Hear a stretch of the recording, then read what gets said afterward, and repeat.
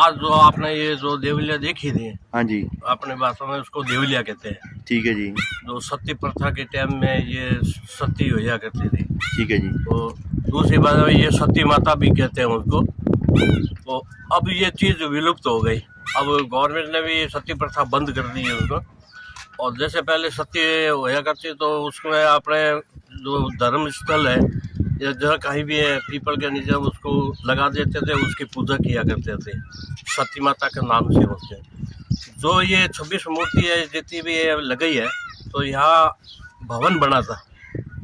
तो भवन बनाया था, उसके नींव के अंदर खुदाई के अंदर में ये चीज़ निकली थी। कोई किसी बढ़िया ने भवन बनाया था। तो उसने सोचा कि ऐसे इधर उधर भटकेगी तो इसको यहाँ धर्म स्थल पर लगा दी। तो कुछ भाई पूजा पाठ भी करते हैं लोग, दिया बत्ती भी करते हैं, उनका नमस्कार भी करते हैं उनको। और इस सरोवर जो ये कपिल सरोवर है, ये 68 तीर्थों का गुरु बोलते हैं। अपना हिंदू धर्म के अंदर ये 68 तीर्थ है। 68 तीर्थों का ये गुरु है कपिल मुनि। दरअसल क्या है, यहाँ ये तपोभूमि है कपिल मुनि की। यहाँ जितने भी ऋषि मुनि यहाँ उन्होंने तपस्या की थी। तो कपिल मुनि ने भी यहाँ तपस्या की थी। अपने माता का नाम था देवहूति। देवहूति माता को सांख्य योग शास्त्र का माँ को ज्ञान दिया था, यही बोला इसमें। और ये जो पास में जितने भी गांव हैं सब ऋषि मुनियों के नाम से ही उनके। जैसे पास में ये अपने दियात्रा गांव है, तो दत्तात्रेय भगवान ने यहाँ तपस्या की थी। मड ऋषि थे, तो यहाँ पास में मड ऋषि। चांदी में चमन ऋषि ने तपस्या की थी, तो चांदी गांव। जैसे अपने ये सरोवर के पास में 2.5-3 किलोमीटर 4 किलोमीटर की रेंज में जितने ये गांव है, तो सब ऋषि मुनियों के नाम से ही प्रचलित है। कार्तिक शुद्धि पूर्णिमा को यहाँ बड़ा मेला लगता है। दीपावली से 15 रोज बाद में। दिवाली तो 15 दिन बाद। दीपावली के 15 दिन रोज बाद में जो पूर्णिमा आती है, कार्तिक महीना। कत्तक महीने की पूर्णिमा। हाँ, कत्तक महीने की पूर्णिमा ਦੇ ਵਿੱਚ मतलब कि गुरु नानक साहब के जन्मदिन वाले दिन। हाँ, वही गुरु नानक जी का जो जन्मदिन है ना। हाँ जी, हाँ जी। तो यहाँ पंजाब से काफी लोग यहाँ आते हैं जी, आउंदे हैं जी। पंजाब के लोग यहाँ आते हैं, गुजरात से लोग आते हैं।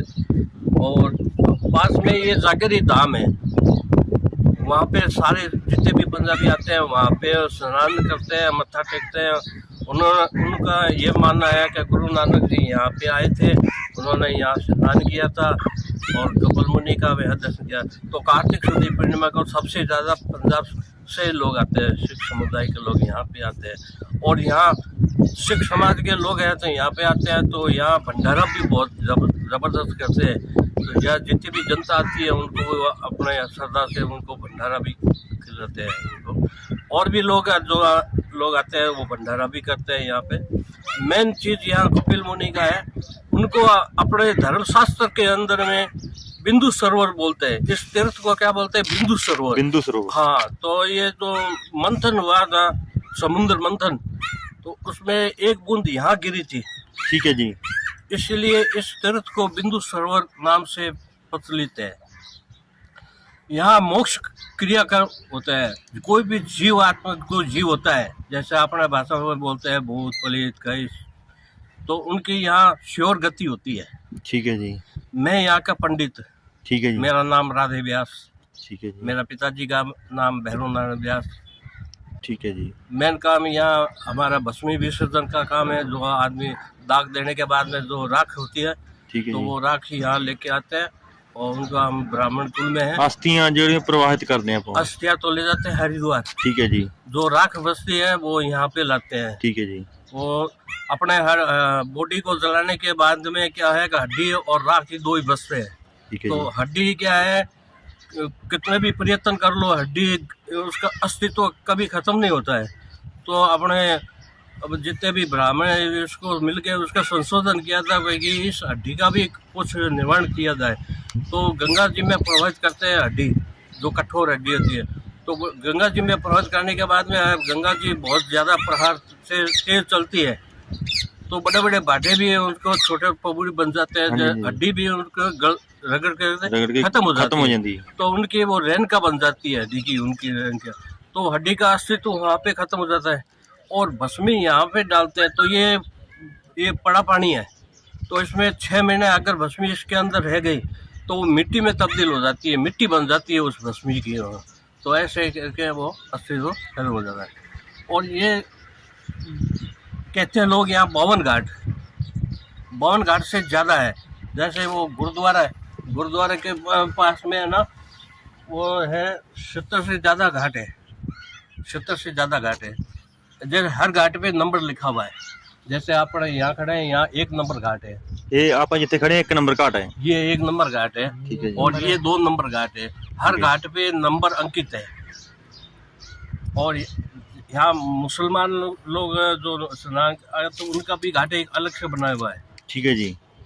ढाई घाट बोलते हैं, मुसलमान भी इथे स्नान करते हैं। तो उनका घाट अलग बना हुआ है, ठीक है ढाई जी। घाट बोलते हैं उसको। ठीक है जी। जो वो आप पीछे छोड़ के आ गए संतोषी माता मंदिर के ठीक पीछे में, इथे सूर्य मंदिर ते संतोषी नहीं, माता। वो सूर्य मंदिर से इधर आओगे, वो कुटिया, वो पीपड़ का पेड़ है, उसके ठीक आगे आओगे ना तो ढाई घाट बोलते हैं उसको।